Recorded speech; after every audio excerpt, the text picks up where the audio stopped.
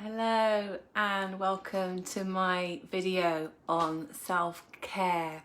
So today I'm talking about self-care because actually 3 days ago, which was the Friday just before this weekend, was International Self-Care Day, and it just really prompted for me some thoughts around what self-care actually is. So I've been very busy over the weekend putting together my thoughts of what self-care really is. So this is slightly different to the perspective of what maybe a lot of people see self-care as, and I'm not minimizing the other perspectives on self-care because they are really relevant and they are really important. So I'm talking about things like good health, good physical health, so fitness, going to the gym. It's really, really important to do that. It's important for our physical body. Eating well, that is so important as well. If we're eating food that's basically crap, it's not going to help our whole process and our body. But I see those as external self-care elements. Now today I'm going to talk about the internal self-care, what really gets us feeling good, feeling happy with life, feeling in alignment, able to flow with life. And, flow, if you know the word eudaimonic means being in the flow of life. It means being happy with life, being able to move from one moment to another without resistance, without difficulty, without anxiety or depression. So that's what I'm talking about today. Morning, Tina. Nice to see you here. Okay, so there's 3 elements that I'm going to talk about in terms of self-care that are really important, and I view them as really important. And over the years of working with people and also working with myself, working with my lovely clients and working on myself as well, I have found that these 3 things are key. Certainly have been for me, and as I've observed other people go through this journey, you see the pieces come together over time. Now there's no quick fix to this. There's no it's not like going to the gym for a month. If you go every day, you feel a lot better, you feel a lot more energized. You stop going to the gym and you kind of go back to where you were before. Or you go away on a holiday for a couple of weeks. You feel great. You feel, you've been on the beach, you've enjoyed yourself. Not that we're getting many holidays at the moment. By the way, this is recorded at the end of lockdown. You come back, you feel great. However, you can still go back to that default, maybe some underlying anxiety, some depression, some discontent. So what I'm talking about is 3 things that can really sustain your well-being, sustain your feelings of feeling better about life. We're talking about long-term here. So we're not talking about quick fixes. So let me get on with it, because I'm sure you're really keen to hear exactly what I'm going to be talking about today. So the first element is our thoughts. Now, our thoughts are key in our lives, but they also mean nothing. So that sounds like a bit of a contradiction, because they're key because they are about us. They come from everything that we know. They are derived from all our experiences. They're very, very important because they've been part of our survival over the years. However, I think things have gone a bit skew-iff with our thoughts, and what I find with a lot of my clients is we're bombarded with lots and lots and lots of thoughts every day.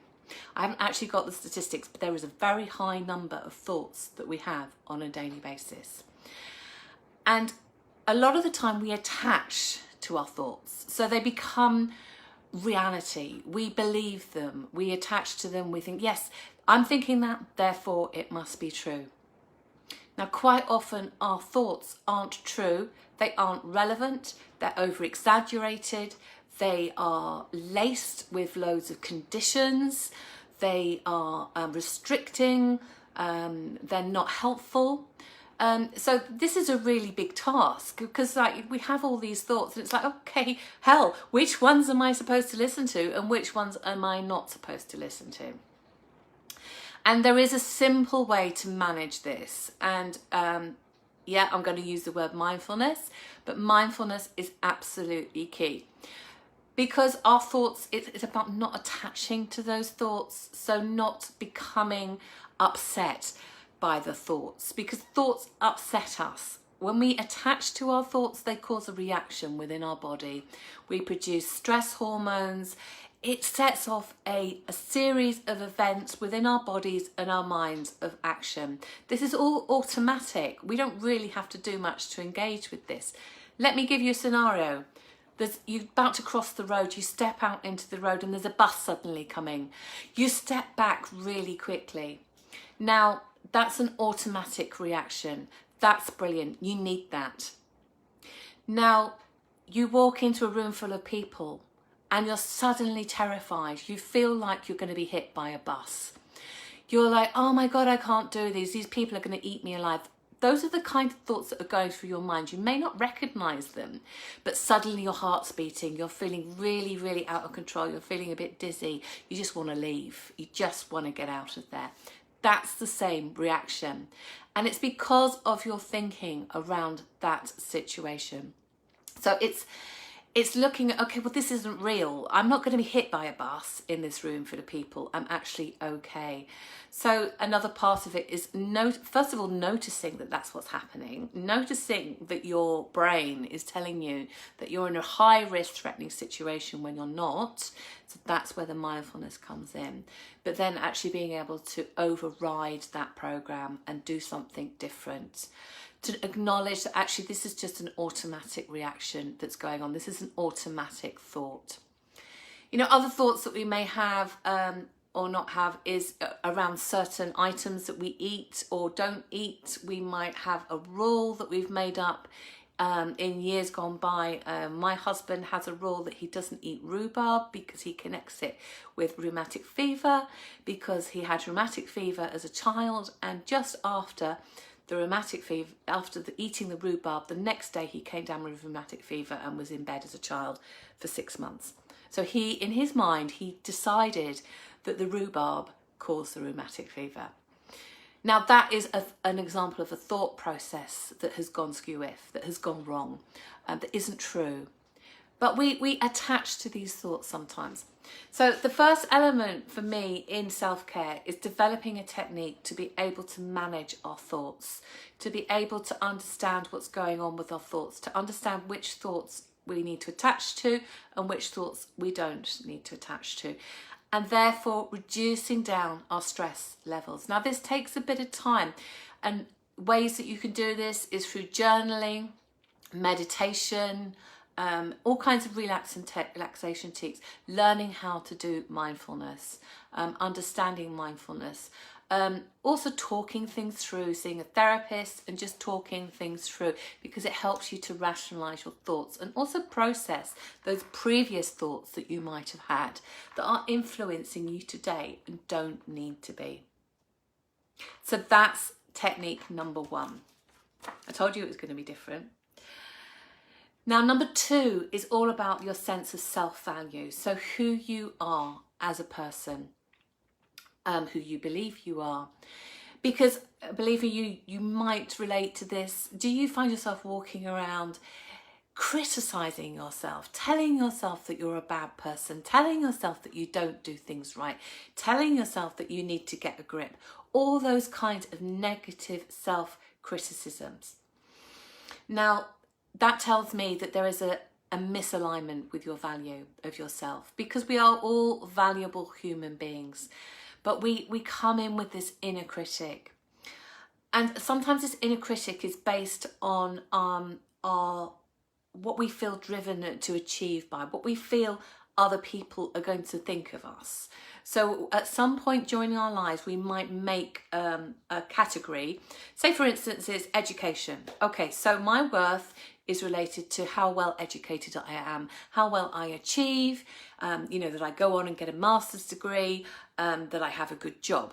Okay, and then you find that actually you don't want to do this job that has this label on it of value.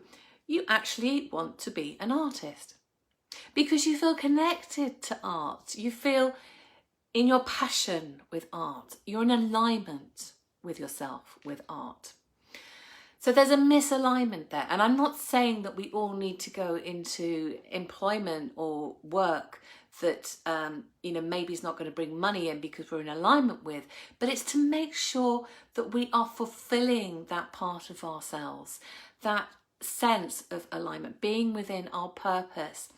And again, it's a similar type of way to find this out. So through mindfulness, meditation, there's various exercises that you can do, personality exercises, where you can find out how you tick, what really gets you going, what really aligns you, when you feel like you're in your purpose. And you will know that, but perhaps that's just been shielded away. You've dismissed that. And sometimes as well, we can find that we connect with other people and we're in a misalignment with them. We're going against our own principles. We're going against our own values. We are following their values. We are following what they want in their lives. We struggle to have boundaries with them because we don't feel that we're valuable enough to be in our own sense of self and what we need. I hear so many of my clients say, oh, this is being selfish. It's not being selfish. It's living your true purpose, like your higher power purpose, if you believe in that. Whatever you're on this earth for, it's so important to fulfill that. And that can take a journey of exploration. I started this journey in 2007, 2008. I was quite poorly, funnily enough. I had swine flu. And during that period, I was in bed for quite a while. And I had all this time to reflect. And I started doing these exercises. They were coaching exercises around who I was as a person, what I wanted in my life. I started to jot things down. I started to formulate a plan and think, well, actually, I really want to do that. And I set intentions, and that leads into the next part of the self-care. So the next part of the self-care is looking at your vision for your life, your goals, what you really want, what really helps you, what really supports you. Examples would be, so, clients have come to me who have been in busy jobs, working the 9 to 5, commuting to London. All they really want is a peaceful life, a cottage in the countryside, a happy marriage, a happy family. They just want peace. And I think we move away from peace so often because we fill our lives with all this stuff that is imposed on us by society, by the expectations, by the beliefs that we build up through no fault of our own. By the way, none of this is your fault. It's about, what you truly is going to work for you. And just spending some time thinking about that.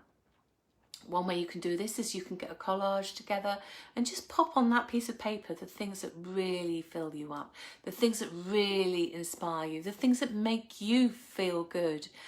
That might be it might be just helping a friend. Maybe you haven't got time to help your friends. It's so important that you do that, if that's what your alignment is. If it's walking in the countryside, and again, you haven't got time to do that, or you're living somewhere in the middle of the city because you need to be in the city to live this high-flying job, think about that. Think about finding the time to be in the countryside. If water inspires you, being around water, lake, that's my thing. I love being around water, lakes, I love swimming. And I'm feeling it because I haven't been in a pool for so many months because we're in lockdown. So if you're watching this video in the future, the reason I haven't been swimming is because I'm in lockdown. I don't go swimming for the fitness. I go swimming for that experience of being enmeshed with the water and just feeling at one with water. So, it's really looking at what works for you, what makes you tick, and you will know what that is because you get that sense of calm. And in terms of managing anxiety, depression, addictions all are about avoiding being in our true purpose. And we get the addictions often because we're not in our true purpose and we're frustrated with life, and the addictive behaviour is a way out. It's an escape. So if you do not need to escape, you need to find a way to be in alignment with yourself. Anxiety is about not feeling quite right about things, You know, generalized anxiety, obviously there's lots and lots of elements of anxiety, but one of them is, you know, just feeling not quite right. And depression, of course, is the classic for not feeling that you're able to fulfill who you are. And I'm not saying that any of these can be cured overnight, but this is part of the work that I do on self-care. It's all about being in alignment with yourself, finding your true purpose, looking at your concept of your self-value, and addressing your thinking. So keep those three things in your mind: your concept of who you are, what you are, who yourself is, how you view yourself, what you want in your life, what really gets you, what really aligns you, and how much of your thinking do you believe. So address that thinking. So those three things, I'm going to say them one more time. Address that thinking, be in alignment with yourself and what you truly believe is your purpose, and look at your value of yourself. Look at how you view yourself. Look at those self-critics. Look at what you say to yourself and where that all comes from. Now, sometimes you might need someone to help you do that, but you can start today. There's so much material available on the internet. You can start doing the personality questionnaires. You can start exploring.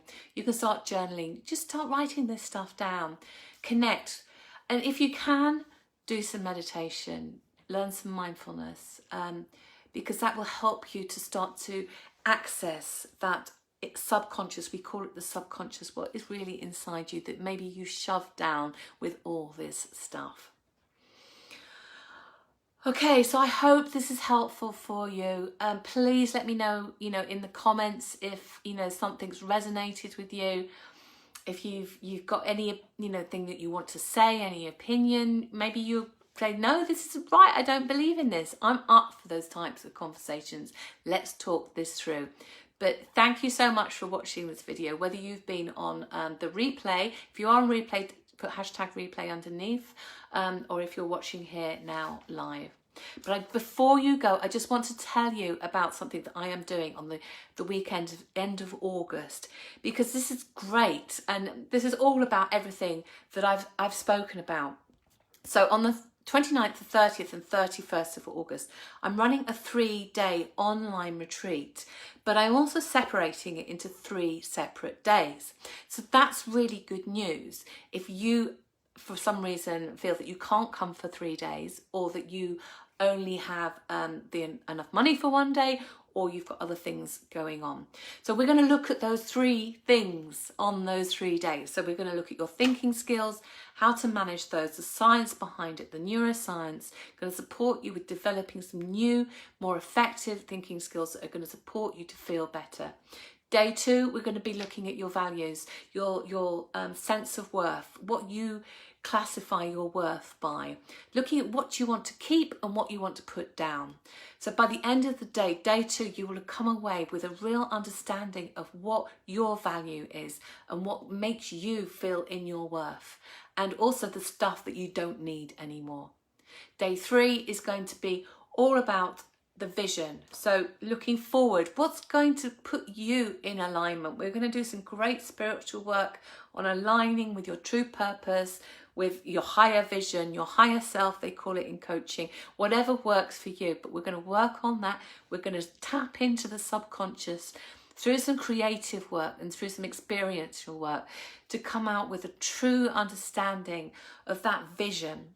Now, doing that work sets the platform for you to build that into your life over maybe the next year, the next 2 years, because having done that day, it will start to happen. I can guarantee it.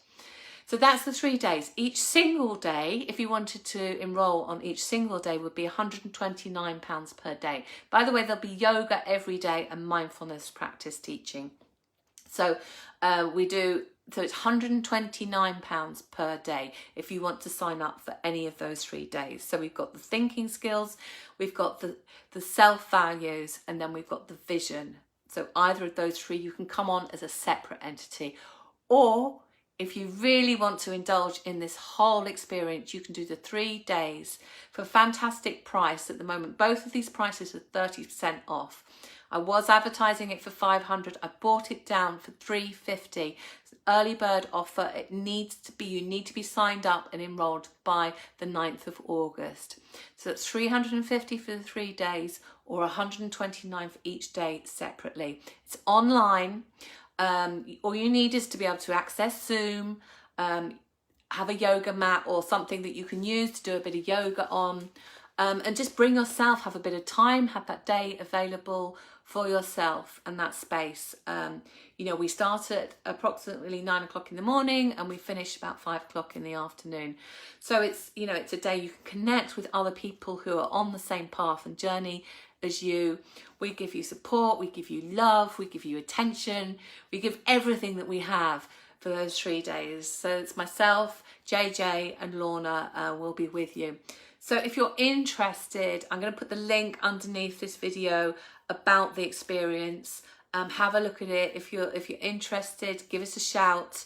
You can sign up for a call with me via the link at the bottom, but I'm also going to be putting on that page some direct links to sign up. But at the moment, just email me, vanessa@crystalclearcoaching.org if you're interested, or go onto the page, have a look at what's available there.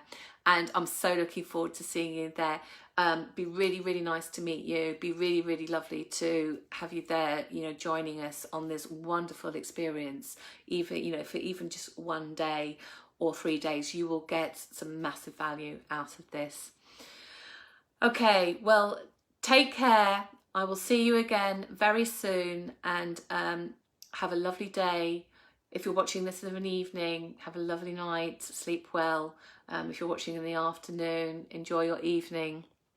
And this video was made in case you're watching it later on, it was made on the 27th of July 2020. So we're just at the end of lockdown. So you're watching this a bit later on. That's why the August date is over. But please do contact me, because I am sure that when you watch this, if you watch this, I will still be doing stuff and still be doing retreats. Okay, take care. See you soon. Lots of love. Bye.